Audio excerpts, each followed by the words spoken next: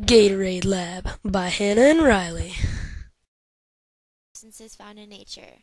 As the 20th century approached, new kinds of colors were created, mostly in the chemistry lab.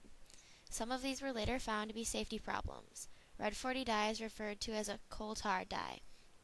This name has no real meaning now. However, hundreds of years ago, it was used to describe synthetic chemicals that started out with coal tar as a precursor.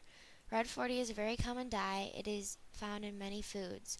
Often, fruits are colored with it to indicate ripeness. One of the most effective and stable ways to achieve color in packaged food is with red 40 dye.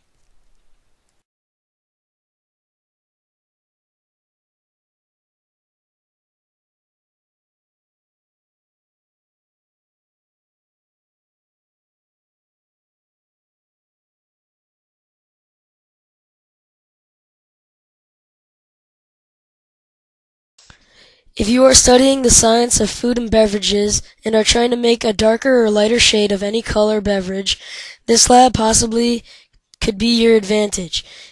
In the lab that we created, we tested to see if a higher concentration of acids or bases would change the color, but discovered that it had no effect.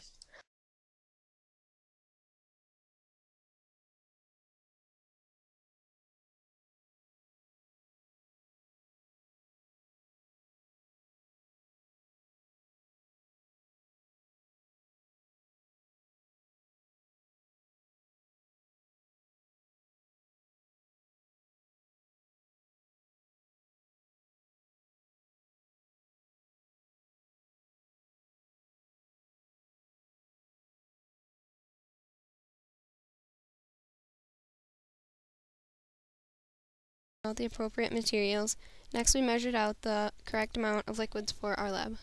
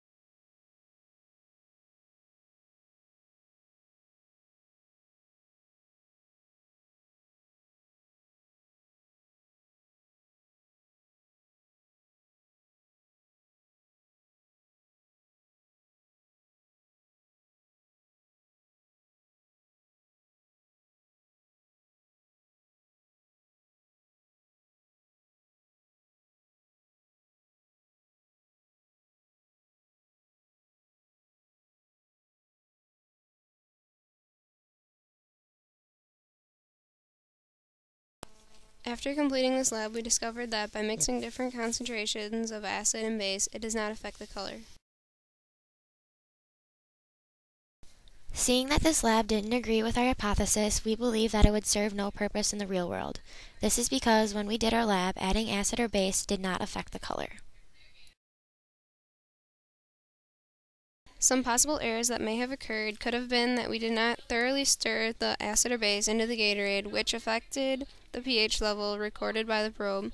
Another error that could have occurred is if the cuvette was not thoroughly wiped off, thus affecting the wavelength of max absorbency.